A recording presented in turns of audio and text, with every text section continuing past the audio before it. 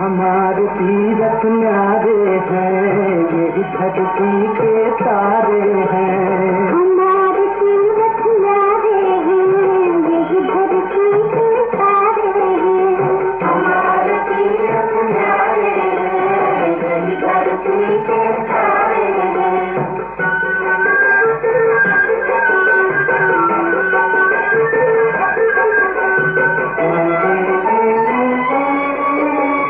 यहाँ पाप मिट जाया करते, यहाँ पाप मिट जाया करते, यहाँ मोल ममता भूल जाता, बड़े बड़े अन्यायी इनके द्वारे के उबारे हैं। हमारे तीरथ न्यारे हैं, ये धरती के तारे हैं। हमारे तीरथ न्यारे हैं, ये धरती के तारे हैं।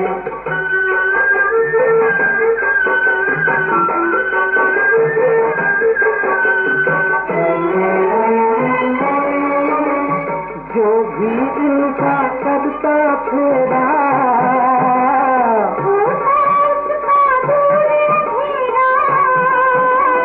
यही भूमि को स्वर्ग बनाते, पाप पुण्य की यही कसौटी, सबके यही किनारे हैं। हमारे तीरथ न्यारे हैं, यही धरती के तारे हैं। हमारे तीरथ न्यारे हैं, यही धरती के तारे हैं। इन घाटों का, इन नदियों का निर्मल मंगल नीर, पुण्य आचमन करके जिसका पावन हुआ शरीर। गंगा यमुना सरस्वती का जल प्रभु की सब होता है। गंगा जल पीने के जीवन सकल प्रभु का होता है। वही चंद्र भागा का तट है, यह कृष्ण का तीर है। प्रभु ने अपने हाथों से पृथ्वी को लक्ष्मण बनाया। हमारा तीरथ न्यारे हैं, यही धरती के तारे हैं। हमारे तीरथ न्यारे हैं, यही धरती के तारे हैं। ओम शांति 30/7/2026 प्रातः मुरली। ओम शांति। बाप दादा मधुबन। बाबा आज कह रहे हैं, मीठे बच्चे, बाप जैसा निरहंकारी और निष्काम सेवाधारी कोई नहीं।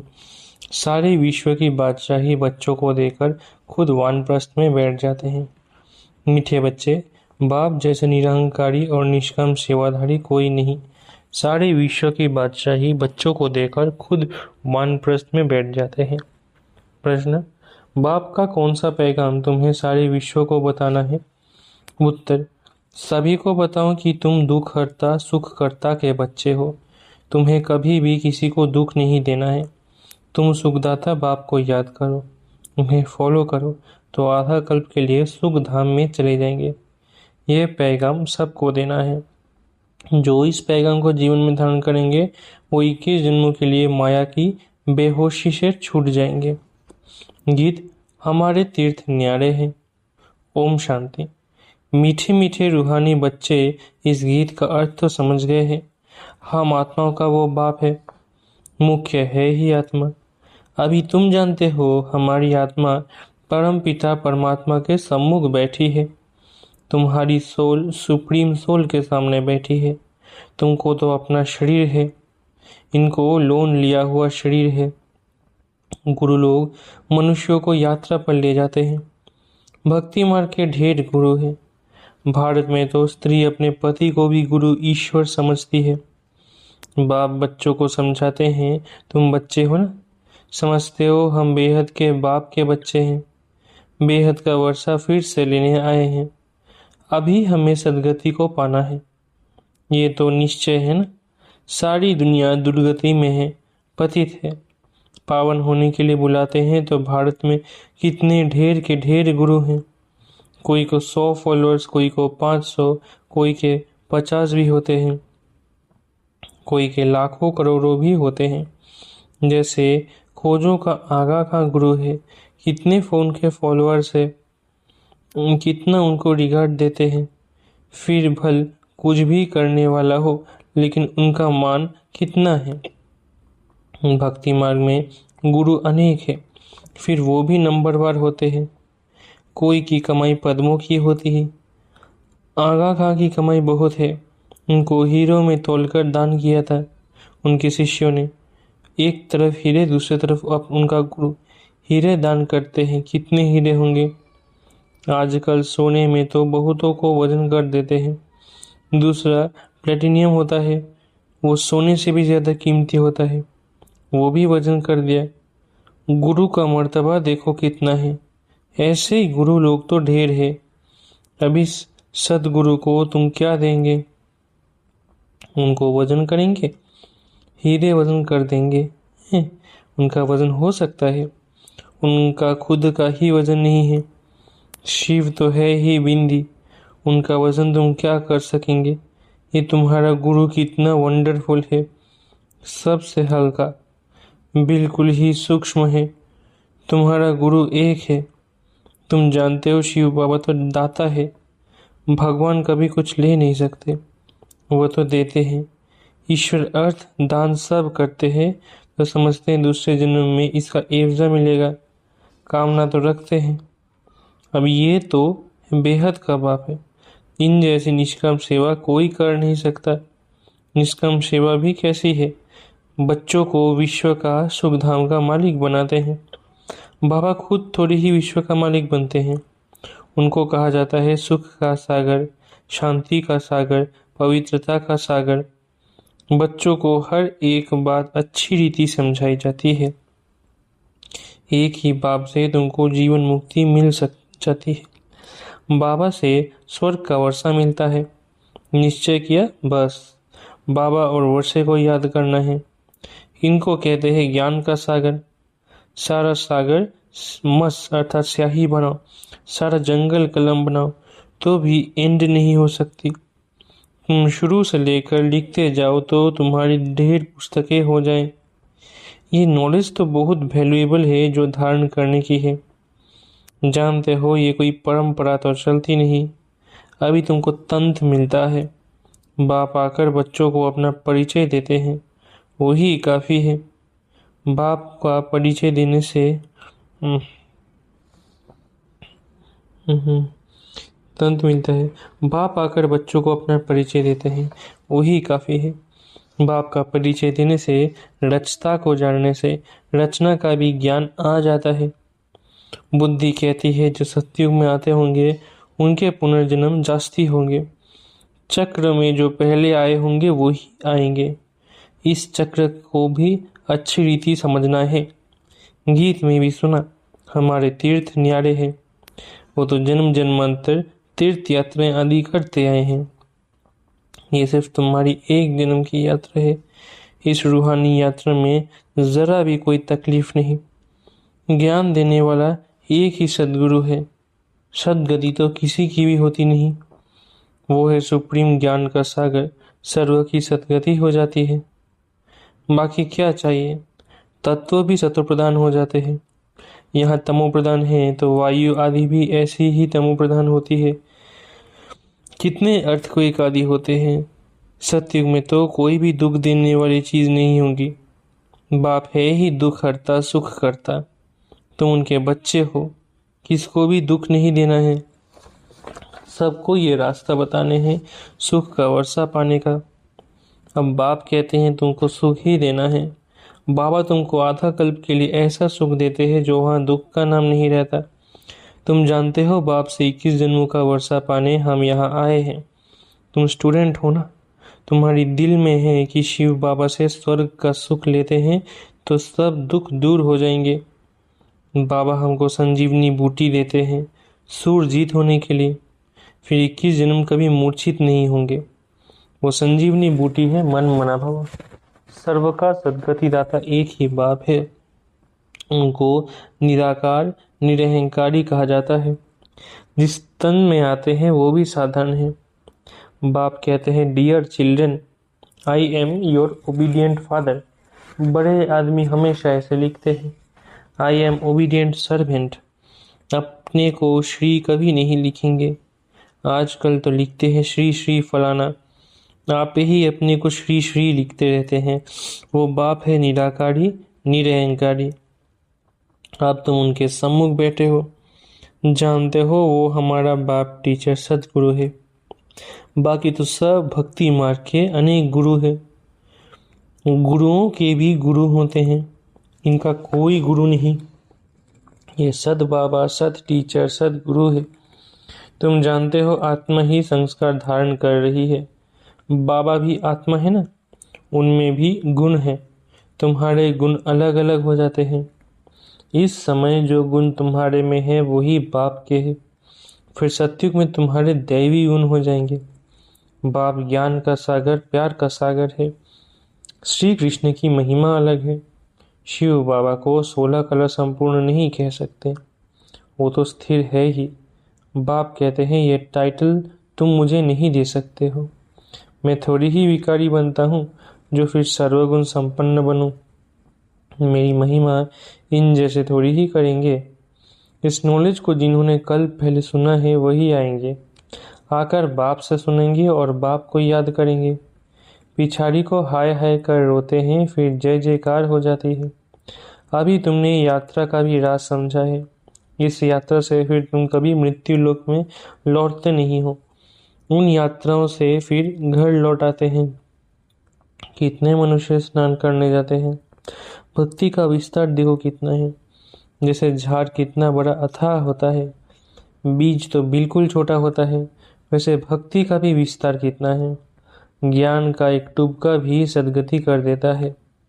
भक्ति में उतरते उतरते आधा कल्प लग जाता है। यहाँ तुमको सीढ़ी चढ़ने में 1 सेकंड लगता है।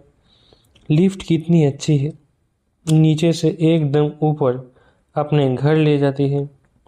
इसको कहा जाता है चढ़ती कला सर्व का भला। सर्व का सद्गति दाता एक बाप ही है। अब ज्ञान भक्ति का फर्क देखा। ज्ञान भक्ति वैराग्य है ना। सन्यासियों का है हद का वैराग्य। बाप ने समझाया है वैराग्य 2 प्रकार का है। एक है हद का वैराग्य, जिससे कोई सद्गति नहीं होती। दूसरा है बेहद का वैराग्य, जिससे तुम्हारी सद्गति हो जाती है। अभी सद्गति के लिए तुम बच्चों को श्रीमत मिलती है, श्रेष्ठ थे श्रेष्ठ बनने की। अब श्रेष्ठ दुनिया की स्थापना हो रही है श्रीमत पर। यह भ्रष्ट दुनिया रावण की मत पर बनी है। हम श्रेष्ठ बन रहे हैं, ये बातें तुम ही जानो। दुनिया बिल्कुल नहीं जानती। तुम्हारे लिए तो कहते हैं कि ब्रह्मा कुमारियाँ विनाश कराने वाली है। सचमुच विनाश तो होना ही है, इससे ही तो कल्याण होना है। कल्याणकारी बाप आते हैं तो महाभारी लड़ाई लगती है। कहेंगे हमने कहा था ना कि ब्रह्मा कुमारियाँ विनाश करेंगी। बरोबर विनाश तो होना ही है। पुरानी दुनिया विनाश होगी, हम नई दुनिया स्थापन करते हैं। पुरानी के बाद नई जरूर है ही। कल्प कल्प विनाश होता है, तभी भारत में स्वर्ग के द्वार खुलते हैं। परंतु वे लोग समझे कैसे? आगे चलकर बहुत समझेंगे।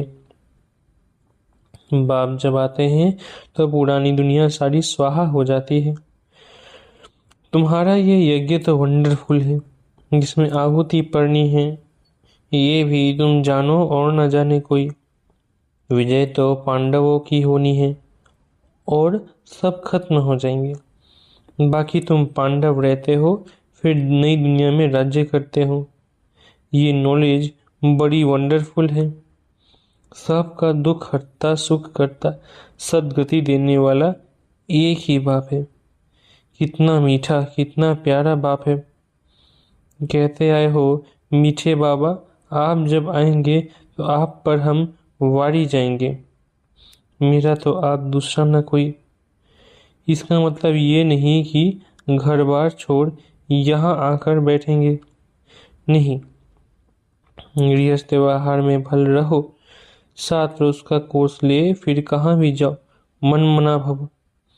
बाप को याद करना है और वर्षा पाना है, बस याद की यात्रा में रहना है, इससे ही बेड़ा पार है। ये भी तुम जानते हो। पवित्र रहना है, छी छी खाना आदि नहीं खाना है। मुरली तो मिलती ही है, कोई समय मुरली नहीं भी मिलेंगी, आफतें आएंगी, हंगामा आदि हो जाएगा तो मुरली मिल नहीं सकेंगी। तुम इन आंखों से जो कुछ देखते हो वो नहीं रहेगा, सब भस्म हो जाएगा। प्रलय तो होती नहीं, दुनिया तो एक ही है, नई सो पुरानी होती है। न्यू वर्ल्ड ओल्ड वर्ल्ड कहा जाता है। आप तो कहेंगे ये ओल्ड वर्ल्ड है, बाकी थोड़ा समय है। वो कहते हैं कल्प की आयु लाखों वर्ष है, कलयुग के लिए कहते हैं 40,000 वर्ष पड़े हैं। वास्तव में 5,000 का चक्र है। तुम्हारी बुद्धि में सारी नॉलेज है, मनुष्य तो बिल्कुल पत्थर बुद्धि है। एक्टर्स होकर ड्रामा के क्रिएटर डायरेक्टर को ना जाने तो उनको क्या कहेंगे। वर्ल्ड की हिस्ट्री ज्योग्राफी कैसे रिपीट होती है, ये तो जानना चाहिए ना। जो अच्छी रीति जानते हैं बुद्धि में धारण कर औरों को धारण कराते हैं, वो ऊंच से ऊंच पद पाते हैं। बाप कहते हैं जो नॉलेज मेरे में थी वो अब तुमको दे रहा हूँ। ड्रामा प्लान अनुसार मैं रिपीट करता हूँ। मेरा भी ड्रामा में पार्ट है, भक्ति मार्ग में भी पार्ट बजाया। अब तुमको आकर अपना और रचना के आदि मध्य अंत का परिचय देता हूँ। मैं भी ड्रामा के बंधन में हूँ, मैं आता ही एक बार हूँ अपना परिचय देने और रचना के आदि मध्य अंत का नॉलेज सुनाने। अच्छा, मीठे मीठे सिखलते बच्चों प्रति माता पिता बाप दादा का याद प्यार और गुड मॉर्निंग। रूहानी बाप की रूहानी बच्चों को नमस्ते। हम रूहानी बच्चों की रूहानी माता पिता बाप दादा को याद प्यार, गुड मॉर्निंग और नमस्ते। धारणा के लिए मुख्य सार पहला बाप समान ओबीडियंट बनना है। कभी भी किसी भी बात में अपना अहंकार नहीं दिखाना है। निराकारी और निरहंकारी होकर रहना है। दूसरा, बाप टीचर और सदगुरु के कॉन्ट्रास्ट को समझ निश्चय बुद्धि बन श्रीमत पर चलना है, रूहानी यात्रा पर रहना है। वरदान, पुरुषार्थ शब्द को यथार्थ रीति से यूज कर सदा आगे बढ़ने वाले श्रेष्ठ पुरुषार्थी भव। पुरुषार्थ शब्द को यथार्थ रीति से यूज कर सदा आगे बढ़ने वाले श्रेष्ठ पुरुषार्थी भव। कई बार पुरुषार्थी शब्द भी हार खाने में व असफलता प्राप्त होने में अच्छी ढाल बन जाता है। जब कोई भी गलती होती है तो कह देते हम तो अभी पुरुषार्थी है, लेकिन यथार्थ पुरुषार्थी कभी हार नहीं खा सकते, क्योंकि पुरुषार्थ शब्द का यथार्थ अर्थ है स्वयं को पुरुष अर्थात आत्मा समझकर चलना। ऐसे आत्मिक स्थिति में रहने वाले पुरुषार्थी तो सदैव मंजिल को सामने रखते हुए चलते हैं। वे कभी रुकते नहीं, हिम्मत उल्लास छोड़ते नहीं। स्लोगन, मास्टर सर्वशक्तिमान की स्मृति में रहो, ये स्मृति ही मालिकपन की स्मृति दिलाती है। स्लोगन, मास्टर सर्वशक्तिमान की स्मृति में रहो, ये स्मृति ही मालिकपन की स्मृति दिलाती है। अव्यक्त इशारे, ज्वाला स्वरूप स्थिति में रहे शक्तिशाली याद का अनुभव करो। कोई भी कार्य करते व बात करते बीच बीच में संकल्पों की ट्रैफिक को स्टॉप करो। 1 मिनट के लिए भी मन के संकल्पों को, चाहे शरीर द्वारा चलते हुए कर्म को बीच में रोक कर भी ये प्रैक्टिस करो, तब बिंदु रूप की पावरफुल स्टेज पर स्थित हो सकेंगे। जैसे अव्यक्त स्थिति में रह कार्य करना सरल होता जा रहा है, वैसे ही ये बिंदु रूप की स्थिति भी सहज हो जाए तो यही योग की ज्वाला स्वरूप स्थिति है। अच्छा, ओम शांति। शुक्रिया बाबा।